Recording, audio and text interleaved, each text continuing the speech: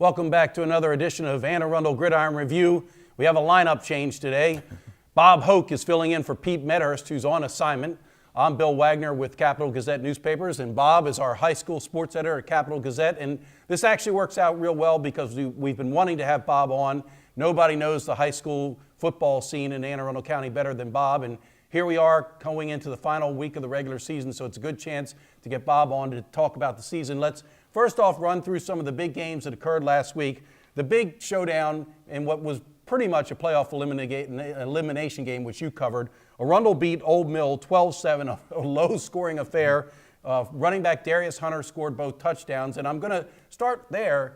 Arundel has always been known as a passing team with the run and shoot, and they throw it all around. It seems, but you have been there and covered the games, it seems as though they've become more ground-oriented with Darius Hunter. Would that be accurate? Oh, yeah. They're a much more balanced team, and we kind of joke around a lot when we're covering these football games. Now that we have an earlier deadline, as you know, we're worried about the timing of it. And that game the other night was probably one of the quickest games I've covered all year. When's the last time you saw an Arundel Old Mill game finish 12-7? In fact, the last time Arundel beat them, it was 14-7. Right. 3 years ago, and all the scoring came in pretty much the first quarter and a half. So, we always talk about Arundel's offense, but their defense really played well the other night, especially if you look at what Old Mill was doing running the ball coming into that game. And Arundel held them to just a little bit more than 100 yards on the ground. Right. Well, that's a few weeks ago when they played Chesapeake. They had two guys over 100 yards. I think the one guy went over 200. So is Arundel's defense is legit? Do you think that game shows that Arundel has got one of the better defenses they've had in several years? I mean, I think so. I mean, they've still given up some points this year, but you look at it, when you shut down an Old Mill team like that, Old Mill scored on its first drive. So they did not score a point at the final. I think it ended up being a little bit more than 37 minutes. Wow. And they really didn't penetrate deep into Arundel territory. They, got across the 50 a few times, but, Arundel was getting pressure on the quarterback. They were playing well in the secondary, but the biggest thing was, they were stopping the run. And, Chuck Markwood said, after the game, I think any time he gets a chance to talk about his defense, he likes to. But, when you play for a team like Arundel, who scores so much and they score so quickly, all of a sudden you're right back out on the field again. So I think that almost kind of seemed like a playoff type win. Those are the kind of games you're going to need to win in November, not the 48 to 45 games. Right. When Arundel started off poorly, I think they lost 2 of their first 3 games, and they were in the hole, and they have really come on strong. I think they won like 6 in a row. That sounds about right. If you look at their last couple of years, it's Old Mill and Broadneck they've had trouble beating. The last few years it's been Annapolis. So they had to win pretty much one of those games, and they actually beat Annapolis and then also beating Old Mill. So that really helps them as far as getting into the playoffs because, basically right now if the season ended today, which it doesn't, but it ends in a few days, they'd be in. And now they're in a situation where, they control their own destiny, just beat Severna Park on Friday night, and they should be. Actually, they'll definitely be in with a victory. Right. Well, and we should mention, and Bob alluded to it, first win for Arundel over Old Mill since 2014. And one other thing we should mention that I saw on social media, what a good national anthem, huh? Arundel player played the guitar and sang the national anthem. Was that pretty cool? Yeah, sure. I heard about it before the game, so I wanted to at least get a little snippet of it on video. Apparently, the young man, Jackson Nicholson is his name, as a football player. I forget what name he goes by as a singer, but apparently this wasn't just like a one-time thing. He's had some YouTube videos out. It was real neat to see that, especially with everything that's been, the national anthem has been in so much focus over the last couple of weeks. So to see something like that, that was really neat. All right, well, let's dovetail into the South River beat North County 37-26, kept North County winless. Joe Foy, 99 yards on 32 carries. Glad to see him back. He missed a few games with an injury. Good little tailback. Caleb Edney, the quarterback, 121 yards passing on TD. So that sets up a game. Old Mill and South River are both 6-3. Had South River having a much better season than they've had in the past. Is this game is bragging rights? I mean, what do you see? Is there any chance that the winner of this game could slip into the playoffs? Not that I know of. In fact, I ran into Dave Klingel Monday night after the field hockey game with Broadneck, and he had mentioned, I guess they've crunched the numbers, and it looks like even with the victory, they would fall just short. I don't know if that's the same thing for Old Mill. Maybe they've beaten different teams as far as as far as bonus points, but regardless, this was I believe a 1-win team last year. And if you look at the job that Eddie Dolce has done with that team, I went out and did their preseason preview, and I don't know what you can take from watching a practice for maybe a half hour, but I just didn't see a lot of guys. First of all, didn't see a lot of big guys. I was just kind of worried, but they lost a couple early, but he's done a really good job with that team. They were a little bit more healthier this year than they were last year. But to close the season with a victory over Old Mill, finish 7-3. If you get in, great. But yeah, it doesn't look like they can get in. But who knows? Go out and play the game and just see what happens. Yeah, no, a tremendous turnaround, and Coach Dolce deserves a lot of credit because South River took its lumps the last 2 seasons, and this has really been a great turnaround year for the Seahawks. Well, then that should bring up Chesapeake beat North County Southern 34-12. Colby McNulty 118 yards rushing, Tony Watkins 76 yards and 2 touchdowns. Chesapeake, 3rd winning season under head coach Rob Elliott.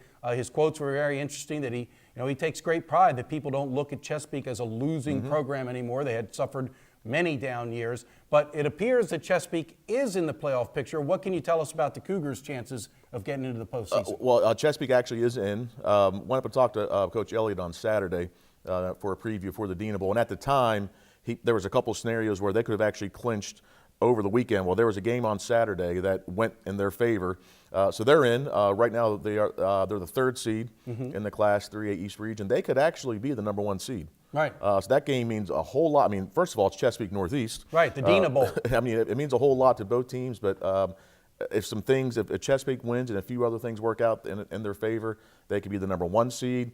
There's a scenario where Chesapeake and Northeast could both reach the playoffs, and it's not really that far-fetched. Now, as far as Northeast, they need to win. Yeah. They need to win and get some help with Long Reach losing to Athelton. Athelton's the top seed in the region, and so there's a pretty good chance that they will beat Long Reach. So if Northeast were to win the Dina Bowl on Friday night, you have Chesapeake in as maybe a number 2 or number 3 seed, and Northeast as a number 4 seed. Right, because the Northeast is going to get some bonus points off of Chesapeake's wins, and as you mentioned, from some of the other teams they've beaten. Well, that's another.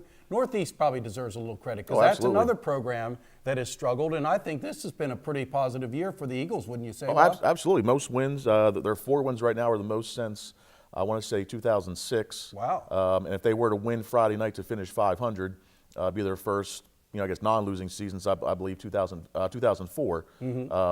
That's a region where in the last couple of years, there's been some 5-5 teams make the playoffs. So you can say they're fortunate to be in that region, but to have a Northeast team play a game at the end of the year, that means it worked out so well with the Dina Bowl. We saw before the season started where it was moved to the end of the season. You say, oh gosh, you hope one team's not 7-2 and the other one's 1-8. It's still big enough. It's the Dina Bowl, but the fact that it means so much to those communities in Pasadena now that it has all these playoff implications means it pretty much is the game of the week. Well, and Northeast is a program that went through some coaching changes. They had Mike Cotham, and then they went through about 3 coaches in a short period of time. But I think they're benefiting from some stability now. Don't you think? Absolutely. Brian Boblitz has been there a couple years now, and he's brought in some of the staff he's brought in are some of the guys that coached with him back when he was at Archbishop Spalding with Mike Whittles, and then more recently at Annapolis Area Christian School. And even though he's not like Rob Elliott is a Pasadena guy. Right. Brian Boblitz is from, I believe, Lansdowne, but he was telling me, when last year when he got a taste, that was his first taste of the Dina Bowl, and he was just very impressed. But he's also been out, in the community working with the Bucks, the Chargers, other youth organizations in the area, and he's got that team believing they can win. So it should only get better. He's getting more kids to come out. It seems like they're going through all the off-season conditioning and the practicing, and then it's translated on the field. Well, so let's finish out with the public schools. Shane Davis threw for 3 touchdowns. Broadneck scored on offense, defense, and special teams. Beat Glen Burnie 48-19. Bob, can anybody beat Broadneck? I've been trying to win Prediction Corner, and I'm burying myself because I keep picking upsets. And I picked Old Mill to beat Broadneck. I was wrong. Picked Meade to beat Broadneck. I was wrong. Can anybody beat Broadneck? I'm sure somebody can. If you look at the last couple of years in the playoffs, having the number 1 seed has really not been the best, the best thing to have because they've got knocked off. I'm not sure what North Point has. Obviously we saw they opened the season with a 42-0 victory over Old Mill, so obviously they're tough. But Broadneck should have home field throughout. In fact, if they win Friday, they'll be the #1 seed, not only in the Class 4A East region, But overall? Overall, which means That's home games, and then also they wouldn't have to run into Wise until a potential state final, depending on how everything else shakes out. But everybody's beatable, as we've seen. Broadneck was, they made some plays down the stretch. Well, they went 10-0 a few years ago and lost in the first round of the playoffs. Right, it's funny because they went 10-0 and got beat by I want to say Old Mill, and then did the same thing to Old Mill, the next following year. Right. They were fortunate to make some plays late to beat Meade, and that could be a potential playoff matchup. So anybody's beatable. This is high school football. Right. Well, and that closes out our public school slate. Meade beat Northeast 39-17. Darian Strong 2 touchdowns, running one of which was a 65-yarder. And why don't we talk briefly about the Mustangs, because Albert Jones, who had been at North County, went over to Meade when Rich Holzer went to Mount St. Joseph. Albert's doing a pretty good job. Oh, absolutely, and they're going to be very dangerous. They could very easily be 9-0 right now. You look at their 2 losses. The game against Old Mill, they had a lead late. They had 2 fumbles deep in Old Mill territory late in the game. Now it was Old Mill making some plays, but Meade very easily could have won that game, and they had the fourth quarter lead against Broadneck. So that's a team. They have a lot of speed. And Jones does a lot of good things to get the guys in space as far as getting them the ball to take advantage of that speed. So they will be very dangerous in the playoffs. Right, and as of right now, Meade. So let's run this down. The playoff seedings as they stand now, Bob, are what? Broadneck's the #1 seed, followed by North Point. Both teams are undefeated. Meade is the 3 seed. They're currently 7-2. And they can't get knocked out. A loss will they probably are in even with a loss. I would have to guess because unless maybe if it were to come down to something with them and Old Mill, they beat Arundel head-to-head. Right, but the loss to Old Mill, so they probably should win. Right, yeah, they should just win and not even worry about it. Right. All right, let's turn our attention to the private schools. A lot happened last week. We were looking ahead at a Severn River Classic between Severn and St. Mary's. There was going to be a showdown for a spot in the B Conference playoffs. Severn maybe potentially looking to go undefeated. We talked about they had not gone undefeated since I believe it was the 1980 team that went 9-0. They did not play 10 games. So this Severn team had a chance to go 10-0, but they got upset 37-31 to Pilati. Have you heard anything about what happened there? Because that was a big surprise to me. I didn't expect Severn to be able to fall to Pilati, and it kind of spoils the undefeated season and now makes this next game, and we'll talk about that in a second. But anything you heard about what happened there at Severn? I didn't really see the detail. It looks like it was, obviously it was a close game. It was a 6-point game, and I think they may have either had the lead late or was in a position to do something late. That's a Pilati team that won a championship last year. I know they're struggling this year, but I don't really think it hurts Severn as far as playing in the B Conference championship game. They should be in. Right now with an 8-1 record, and it appears as though they'll face Boys Latin in the championship. St. Mary's did have a chance to make this week's game, the River Classic, an opportunity to. We were looking at them maybe playing in Week 10 and then playing a week later in the championship game. It looks like, if I understand the standings and the way that they determine who, because it's just the top 2. It's not a tournament, so it's just the top 2. Right. But it appears as though it'll be Severn Boys Latin, right. Right, well, that's what happened. St. Mary's lost to Boys Latin, 20-0, kind of a disappointing result. St. Mary's been on a roll, won 2 or 3 in a row, I believe. Donald Day had 164 rushing yards, but they could not penetrate the end zone, and that, as Bob mentioned, is a crucial loss because it now gives BL the inside track to play Severn. But big game nonetheless, Severn River Classic. You think that St. Mary's have a chance against this powerful Severn team? Well, St. Mary's has played very well against Severn over the last 10 years. A few years ago when Severn beat St. Mary's, it was the first time in 8 or 9 years. St. Mary's rebounded last year. I don't really know that there's a huge gap between those teams. Severn did start off 8-0, but they weren't beating everybody, 42-6. They did have some close games. St. Mary's lost a couple games to some out-of-conference opponents, which you might as well play those teams before you get into conference play. And it's always a good close game. I think last year might have been 22-20. You could throw out all the cliches, throw out the records, whatever. But they actually both have very good records coming into the game, so it should be an exciting game on Saturday. Well, and then we'll talk a little bit about Annapolis Area Christian School. They beat St. John's Catholic Prep, is that what St. they call John's themselves? Catholic Prep now, Used to be St. John's Prospect Hall. 33-22, quarterback Ryan Eidelman threw 4 touchdown passes. Cameron Williams caught 2 of those touchdown passes, 57 and 32 yards. And they are now 6-2 overall. They're going to be in the C Conference Final, it says, on November 11th versus St. John's Catholic Prep or Mount Carmel. there's a semifinal. So Right, actually got clarification on that. It's going to be against St. John's Catholic Prep. Oh, There that's is no already- there's no tournament. I think as of when we first talked to Coach Lynn, I guess once the game, once the result was reported, Mount Carmel hadn't played yet, and I think there was an outside chance that Mount Carmel could have somehow jumped up ahead of St. John's Catholic Prep. But Mount Carmel got beat, so basically. ACS plays Friends this week, which is pretty much going to serve as a tune-up. So they'll play St. John's Catholic Prep. The third straight year they played. Those two teams have played each other in the championship game. Right, well, that's what Kenny Lucas left as the coach, and there was, he had done a good job of building up Annapolis area Christian school into a pretty strong team in the MIAAC conference, and we weren't sure what was going to happen, but Coach Lynn's done a pretty good job. Oh, absolutely. And there's athletes in that school. If you just look at Right, well, we look at named the the name basketball, Cameron Williams, absolutely. and they got the running back who have we figured Right, out yeah, I don't specifically even how want to try. we call him Sam I Am, but he's doing a terrific job. They are loaded. They got some talent. Absolutely, and they it's been consistent over the last couple of years. It wasn't like they had a good season, tailed off. They've had 3 or 4 straight really good seasons in a row, and that's the way to kind of with the private schools that helps with it has to help with recruiting and trying to get kids to come and play for that program. Absolutely. And when you see success, you want to come and be a part of that success. And wrapping up the private schools this week, one of the craziest results you'll see: Archbishop Spalding beat Gilman 76-58. The quarterback Jaden Umbarger went crazy. He accounted for 7 touchdowns alone. He had 213 yards passing, 89 yards rushing. These two teams combined for almost 1,200 yards of offense. That is just a crazy result. I guess nobody playing any defense up there. Yeah, I guess not. I think that was a 2 or 3 o'clock game. I just happened to be. I was up at Roland Park, which is right across from Gilman. Yeah, that's right. And it was roughly 7 o'clock, and I saw the email before I opened the box score. The email said something like, "Wow, this was a fun one."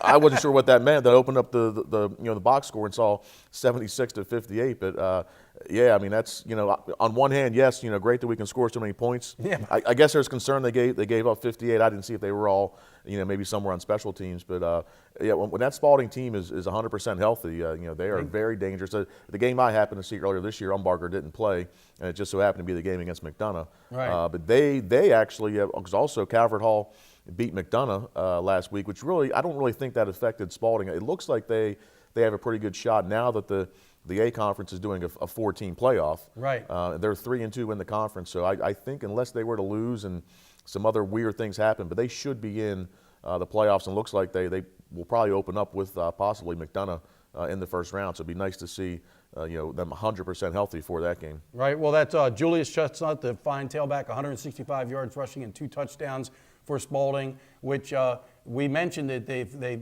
A Conference created a playoff, and I believe St. Francis is obviously the number 1 seed. They're unbeaten. They're number 1 in the Baltimore metro area.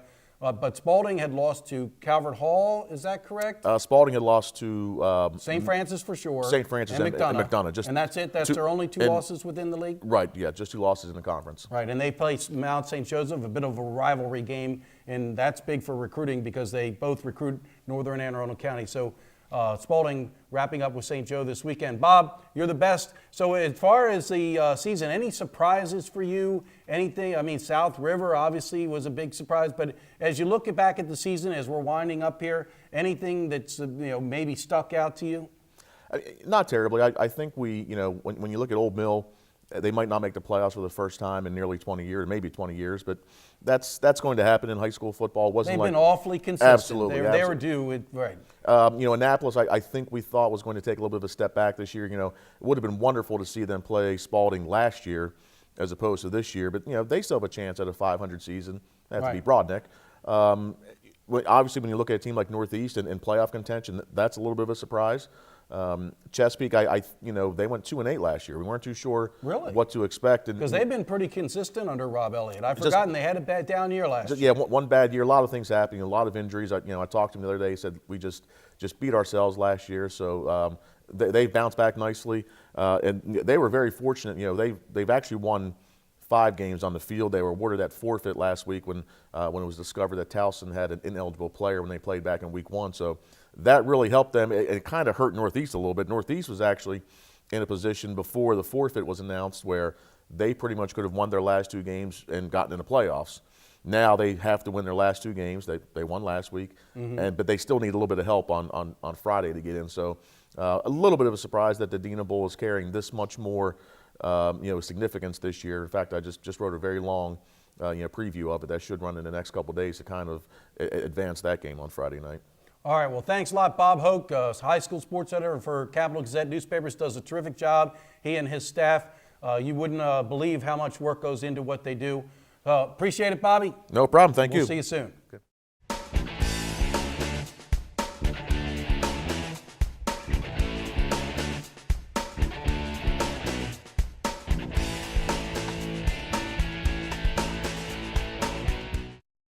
Well, without Pete here to help me out, I'm going to give you a quick recap of the college pros, and we'll talk a little bit about youth football. But let's start off with Navy. We had a bye week, and they now go into a Thursday night national televised matchup against Temple, Lincoln Financial Field in Philadelphia. Temple struggling a little bit. This is a rematch of last year's American Athletic Conference Championship game, which Temple won 34-10 over Navy. But Temple has suffered severe losses. Their head coach, Matt Rule, went to Baylor. They had 10, a very large senior class. That's part of why they won the championship. They were a very senior-laden team, a lot of talent in that senior class. 9 players made All-American Athletic Conference. Several of those players are now in the NFL, Hassan Reddick being the notable one, their standout defensive end linebacker. Navy is looking to just play more cleaner football. That's what Ken Niumatalolo spoke during the bye week about, eliminating the penalties, the turnovers, the mistakes, it's just a lot of little things that Navy's doing wrong, which are uncharacteristic of Navy football. So this is a big one for Navy to try to get back in the win column. They're looking to be bowl eligible. If they beat Temple, they will reach 6 wins, which puts them in a bowl. That'd be 6 straight seasons, and 14 of the last 15, I believe, would be the number of times the Navy's been to the postseason. Maryland with a big win. Some might say an upset over Indiana. They needed this one. Maryland had been struggling. And this keeps Maryland's hopes alive for a berth in a bowl. They are now to 4 wins. They travel to Rutgers this coming weekend, and you would think Maryland is favored to beat Rutgers, which is a struggling program, and that would put them at 5 wins. Real good day for Max Bortenschlager, the quarterback. He really settled down, played solid football. All the usual suspects. Ty Johnson, the tailback, had a nice day. DJ Moore is putting together a tremendous season as a wide receiver. He is a candidate to be first team All Big Ten, and he's in the discussion for the Bolitnikoff Award that goes to the top wide receiver in the country. He has had just a terrific breakout season for the Terps. They had a film clip of the DJ Durkin, the head coach, and the players celebrating in the locker room. They were really going crazy and enjoying themselves. That win was huge for the Terps at Maryland Stadium, and if they can go up and beat Rutgers and get to 5 wins, a chance to maybe get a bowl berth, which would be a real positive for the Terps. On the professional level, the Baltimore Ravens got a much-needed victory, absolutely laid it on the Dolphins, a bit of a shocker, 40-0 rout.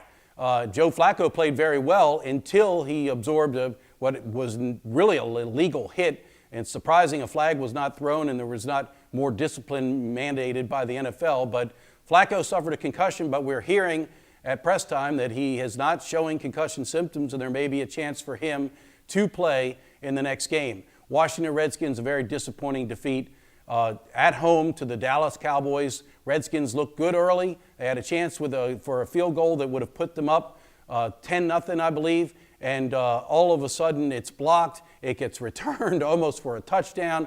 Really swung the momentum of the game, and the Cowboys took over from there.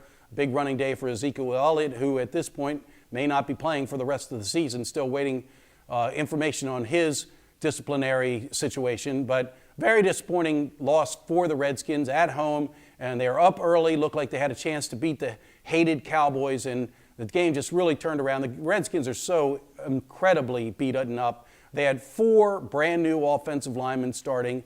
They suffered more injuries in this game. Redskins are really in a tough situation injury-wise.